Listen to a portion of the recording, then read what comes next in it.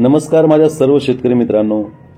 टरबूज असेल, खरबूज असेल, टोमॅटो असेल किंवा उन्हाळ्यामध्ये तुम्ही जे घेणारं कोणतंही पीक असेल, या पिकाची उत्तम, चांगली व निरोगी वाढ होण्यासाठी जमीन, माती हे महत्त्वाचं माध्यम म्हणून काम करते. जेवढी जमिनीची सुपीकता, उत्पादकता, जेवढी जमिनीची अंतर्गत ताकद जास्त, तेवढी आपण जे पीक घेतोय त्या पिकापासून उत्पादन निघण्याची क्षमता जास्त असते, तेवढं ते उत्पादन जास्त निघत असते. म्हणून ज्यावेळेस आपण पीक लागवड करतो, पीक निवडतो, तसंच आपण चांगली उत्तम जमीन निवडायला पाहिजेत आणि त्या जमीन निवडताना त्या जमिनीची अंतर्गत ताकद ही वाढून घ्यायला पाहिजेत. अंतर्गत ताकद म्हणजे काय की त्या जमिनीमध्ये कडकपणा, चोपणपणा, टणकपणा हा कमी असणे, जमिनीचा पोत चांगला असायला हवा, जमिनीमध्ये पाणी धरून ठेवण्याची क्षमता चांगली असावी, पण अति पाणी धरू नये किंवा पाण्याचा उत्तम निचरा व्हायला हवा. त्या जमिनीमध्ये क्षारांचं प्रमाण कमी असायला पाहिजे, त्या जमिनीमध्ये बुरशीचं प्रमाण कमी असायला पाहिजे, त्या जमिनीमध्ये मूळ अन्नद्रव्यांचा साठा भरपूर असायला पाहिजे. म्हणजेच काय की ज्यावेळेस आपण जे भर खतं, वर खतं जे देतो, ह्या खतांची उपलब्धता आणि जमिनीमध्ये असणाऱ्या मूळ अन्नद्रव्यांचा साठा हा मुबलक प्रमाणामध्ये असायला पाहिजे. त्याचप्रमाणे ह्या जमिनीचा सामू हा जास्त वाढलेला नसायला पाहिजे, ईसी व्यवस्थित असायला पाहिजेत. या जमिनीच्या दोन मातींमध्ये पोकळी असायला पाहिजे, म्हणजे हवा चांगली खेळती राहता आली पाहिजे. मातीमध्ये भुसभुशीतपणा हा चांगला राहून त्या जमिनीमध्ये हवा चांगली खेळती राहायला पाहिजे. मुबलक प्रमाणामध्ये सेंद्रिय कर्बाचं प्रमाण राहिलं तर त्या जमिनीमध्ये जीवाणूंचं प्रमाणही चांगलं वाढलं जातं, तर जीवाणूंचं प्रमाण सुद्धा चांगलं राहायला पाहिजे. एकंदरीतच काय तर या जमिनीमध्ये अंतर्गत ताकद ही चांगली व्यवस्थित राहायला पाहिजेत. मी ज्या सध्याला सर्व गोष्टी सांगितल्या, ह्या गोष्टी जर कमी पडल्या तर पिकामध्ये वेगवेगळ्या समस्या पुढे दिसत असतात, मग परिणामी उत्पादन कमी येत असतं. म्हणून जमिनीची अंतर्गत जर ताकद तुम्ही जर वाढवली, जमिनीची सुपीकता, उत्पादकता जर वाढली तर निश्चित आपलं उत्पादन हे चांगलं निघलं जातं. शेतकरी मित्रांनो, हे अंतर्गत ताकद वाढवण्यासाठी ज्यावेळेस आपण पीक लागवड करतो त्यावेळेस जे आपण पूर्व मशागत करतो, ही पूर्व मशागत जर व्यवस्थित जर केली, चांगली जर पूर्व मशागत जर केली तर आपण जमिनीची अंतर्गत ताकद वाढवू शकतो. मग पूर्व मशागत ही कशा पद्धतीने करायची? शेतकरी मित्रांनो, पीक लागवड करण्यापूर्वी जी मशागत केली जाते जमिनीमध्ये, याला पूर्व मशागत म्हणतात. आणि दुसरं म्हणजे पीक लागवड केल्यानंतर ज्या आंतरमशागती केल्या जातात त्याला आंतरमशागत असं म्हणतात. तर आपल्याला एखादं पीक आपण घेतो, टरबूज, खरबूज किंवा उन्हाळी टोमॅटो, त्यावेळेस आपल्याला त्या जमिनीची आंतरमशागतीच्या पहिलं पूर्व मशागत ही खूप चांगल्यापैकी व्हायला पाहिजे, त्यावेळेस त्या जमिनीची ताकद चांगली वाढली जाते. तर ह्या पिकाची अंतर्गत ताकद वाढण्यासाठी पूर्व मशागत कशी करायला पाहिजे हे मी तुम्हाला सांगतो. शेतकरी मित्रांनो, जमीन जर एकदम मध्यम व हलक्या स्वरूपाची असेल तर तुम्ही चांगली खोल एक नांगरट करून घ्या. जर आपली जमीन काळी, उत्तम, भारी जर जमीन असेल तर तुम्ही निश्चितच त्या जमिनीमध्ये एक तिरी किंवा खोल पंजी करून घ्या, कारण नांगरट केल्यानंतर पुन्हा ती जमीन तशी थंड राहते. मध्यम स्वरूपाची जमीन असेल तर निश्चित नांगरट करा. जर आपलं हरभऱ्याचं रान असेल, ऊसाचं, आता अनेक जण हरभऱ्याच्याच रानावर टरबूज लागवड करतात किंवा ऊस गेल्यानंतर खोडवा ऊसावरती आपण टरबूज करत असतो. अशा वेळी पुढे जे टरबूजाला मोठ्या समस्या तयार होतात, तर अगोदर पूर्व मशागत व्यवस्थित न झाल्यामुळे ती समस्या पुढे उद्भवत असतात. म्हणून ही जमीन निवडत असताना तुम्ही पूर्व मशागत ही अतिशय काळजीपूर्वक आणि चांगली करा. तर शेतकरी मित्रांनो, जर जमीन चांगली असेल तर तिरी किंवा पंजी एक उभी आडवी मारून घ्या. त्यानंतर पुन्हा तुम्ही 2 ते 3 दिवसांनी जर तुम्ही पूर्व पश्चिम जर नांगरट किंवा पंजी जर किंवा तिरी जर मारून घेतली असेल खोल, की साधारणतः ती एक 22 ते 25 इंचापर्यंत, म्हणजे साधारणतः 1 फुटापर्यंत खोल जायला पाहिजे, 22-23 इंचापर्यंत खोल नांगरट व्हायला पाहिजे. तर शेतकरी मित्रांनो, ज्यावेळेस तुम्ही उभी आडवी नांगरट करताय किंवा एक शेवटची नांगरट तुमची दक्षिण उत्तर जर होत असेल तर तुमची त्यानंतरची जी पाळी घालणार आहात, तुम्ही मोगडा पाळी करणार आहात, हा तुम्ही ही पूर्व पश्चिम करून घ्या. म्हणजेच काय की मोगडा पाळी केल्यानंतर हे जे जमिनीमध्ये निघणारे जे ढेकळं आहेत, हे ढेकळं चांगले फुटले जातील.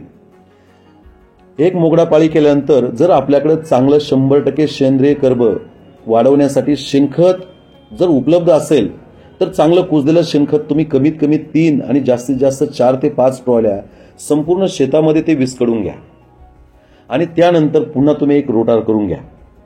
जर तुमच्याकडे शेणखताची पुरेशी उपलब्धता जर नसेल, पण आपल्याला जमिनीची तर अंतर्गत ताकद वाढवायची, सेंद्रिय कर्बाचं प्रमाण वाढवायचं, तर तुमच्याकडे मुबलक प्रमाणामध्ये आपल्या मार्केटमध्ये सिंगल सुपर फॉस्फेट कोणत्याही चांगल्या कंपनीचं पावडर फॉर्ममधलं तुम्ही ते घ्या.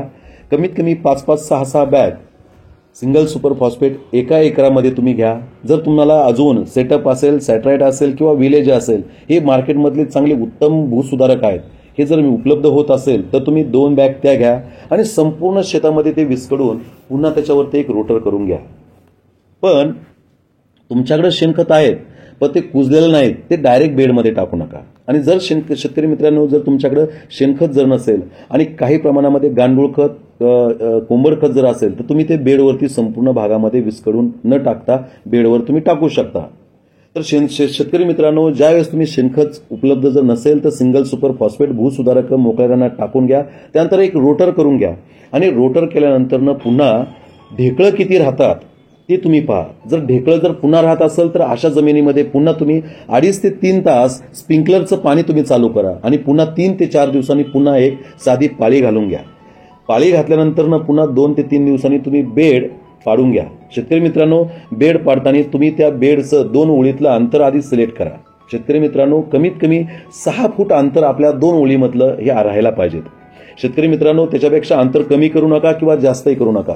मध्यम असेल, भारी असेल, कोणत्याही जमिनीमध्ये उन्हाळ्यामध्ये किंवा रब्बी आणि उन्हाळी पीक घेताना हे अंतर हे चांगलं आहे टोमॅटो, टरबूज आणि खरबूजसाठी.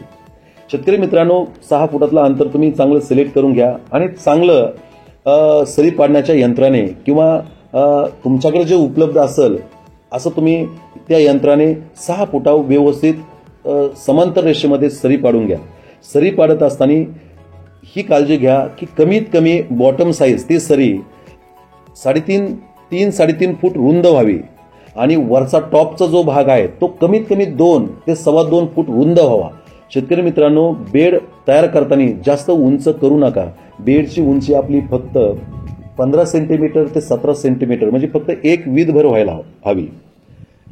बेड तयार का करायचा आहे तर त्या मुळ्यांच्या कक्षेमध्ये हवा चांगली खेळती राहावी आणि पाण्याचा उत्तम निचरा व्हावं, हा याच्या मागला मुख्य उद्देश असतो. शेतकरी मित्रांनो, खरीपमध्ये, पावसाळ्यामध्ये तुम्ही उंच बेड तयार करा, पण रब्बी आणि उन्हाळ्यामध्ये, विशेष करून उन्हाळ्यामध्ये बेड जर तयार करत असेल तर उंच बेड तयार करू नका. तर तुम्ही 15 सेंटीमीटर पर्यंत उंच बेड तयार करा, रुंद करा, तो अरुंद नसायला पाहिजे. आणि बेड तयार करताना वरचा भाग सपाट करा, टेबल सारखा सपाट असावा, तो गोल नसायला पाहिजे. शेतकरी मित्रांनो, असं समांतर रेषेवरती 6 फुटावर बेड पाडून घ्या. बेड पाडल्यानंतर तुम्हाला जो संतुलित खताचा डोस, मी याच्या अगोदर जो व्हिडिओ दिलेला आहे, ह्या व्हिडिओमधले जे संतुलित खत आहे तो प्रति एकरी सगळा एकत्रित मिक्स करून संपूर्ण बेडवरती टाकून घ्या. टाकून घेतल्यानंतर आपल्याकडे जे 20 mm चे लॅटरल असेल, 16 mm चे लॅटरल असेल, हे चांगले अगोदर ऍसिड ट्रीटमेंट करून घ्या. हायड्रोक्लोरिक ऍसिडमध्ये चांगले ट्रीटमेंट करून घ्या आणि मग ते बरोबर लॅटरल पेपर याच्यावरती आथरून घ्या बेडवरती. दोन्ही साईडनी त्या लॅटरलला व्यवस्थित टेन्शन द्या आणि त्यानंतरनं जे तुम्ही खतं घातलेले आहेत हे सगळं व्यवस्थित माती आड करून लॅटरल आथरून मग तुम्ही 4 फुटाचा पेपर व्यवस्थित अंथरून घ्या. शेतकरी मित्रांनो, अशा पद्धतीने चांगले बेड तयार करून घ्या. बेड तयार करताना त्या बेडवरती ढेकळं राहायला नको आहेत. ऊसाची खुडकी बिडकी काय जे राहिलेले आहेत ते राहायला नको आहेत. त्याच्यामुळं पेपर व्यवस्थित बसत नाहीत. पेपर आथरल्यानंतर पेपर वरच्या टॉपच्या बाजूला व्यवस्थित सपाट असा बसायला पाहिजे. दोन्ही साईडला त्याला व्यवस्थित ताण द्या आणि व्यवस्थित तो पूर्ण माती आड करून घ्या. शेतकरी मित्रांनो, अशा पद्धतीने पूर्व मशागत आपण करून घ्यायला पाहिजे. शेतकरी मित्रांनो, आता सर्वात महत्वाचं, ज्या वेळेस तुमचा बेड पेपर आथरून तयार होतो त्यावेळेस तुम्ही उन्हाळ्यामध्ये जर तुम्ही जानेवारी नंतर जर टरबूजाची लागवड करत असाल किंवा फेब्रुवारीच्या पुढे जर टरबूज, टोमॅटो किंवा खरबूजाची लागवड करत असाल तर निश्चितच त्या बेडमधली हीट चांगली काढून घ्या. संपूर्ण दोन्ही साईडने तुम्ही पेपर झाकून घेतलेला असता. त्यानंतर तुम्ही 2 रोपातलं जे अंतर आहे तुम्ही ते निश्चित करता. ते पण मी सांगतो शेतकरी मित्रांनो, जर तुम्हाला 6 फुटावर जर टरबूज लागवड करायचं असेल तर तुम्ही सरसकट 6x1 वरती 1 फुटावरती तुम्ही टरबूज लागवड करा. जर तुम्ही नोव्हेंबर डिसेंबर मध्ये लागवड करत असाल तर तुम्ही 6x6 वरती सिंगल लागवड करा. आणि जर शेतकरी मित्रांनो तुम्ही जानेवारी फेब्रुवारी नंतर जर लागवड करत असाल तर 6x1 वरती सिंगल रोप तुम्ही लागवड करा. जर तुम्हाला तशी लागवड करायची नसेल तर तुम्ही शेतकरी मित्रांनो लॅटरलच्या डाव्या साईडने 2.25 फूट ते 2 फूट अंतर तुम्ही ठेवू शकता आणि उजव्या साईडला म्हणजेच अपोजिट साईडला तुम्ही पुन्हा 2.25 फूट असं झिकझॅक पद्धतीने तुम्ही 2 रोपांच्या मध्ये डाव्या साईडला दुसरं छिद्र असं झिकझॅक पद्धतीने तुम्ही अंतर सिलेक्ट करू शकता. शकता. शेतकरी मित्रांनो, उन्हाळा वाढतो, टेम्परेचर वाढतं. उन्हाळ्यामध्ये ज्यावेळेस तुम्ही पेपरला छिद्र पाडता ते 2 इंचाचं छिद्र नसताना ते तुम्ही 2.5 ते 3 इंचाचं मोठं छिद्र करा की जेणेकरून हवा सहज पास होते आणि दुसऱ्या छिद्रामधून निघते. जी जमीन पेपरमध्ये जी हीट तयार झालेली आहेत ही इझी निघून जाईल आणि रोपांना वाफा जास्त लागणार नाहीत. गरमी जास्त झाल्यामुळे रोपं मरण्याचे प्रॉब्लेम जास्त असतात. ही समस्या पण जास्त तयार होणार नाहीत. तर शेतकरी मित्रांनो, पुढचं सर्वात महत्त्वाचं, ज्यावेळेस तुमचं हे संपूर्ण रेडी झालं त्यानंतर तुम्ही टरबूज रोपांची पुनर्लागवड करण्यापूर्वी किंवा बी लागवड करण्यापूर्वी कमीत कमी 3 ते 4 दिवस तो बेड चांगला भिजून घ्या. मी अनेक ठिकाणी प्लॉट पाहत असताना अनेक ठिकाणी रोप आलेलं असतं, रोप लवकर येणार आहे, रान तयार नसतं, पटापट बेड चुकीच्या पद्धतीने तयार करतात आणि चुकीच्या पद्धतीने लागवड करतात आणि तिथं कमीत कमी 20-25% रोपांची मर होती. म्हणून ह्या लागवडी, ह्या पूर्व मशागती ह्या सर्वात महत्त्वाच्या असतात.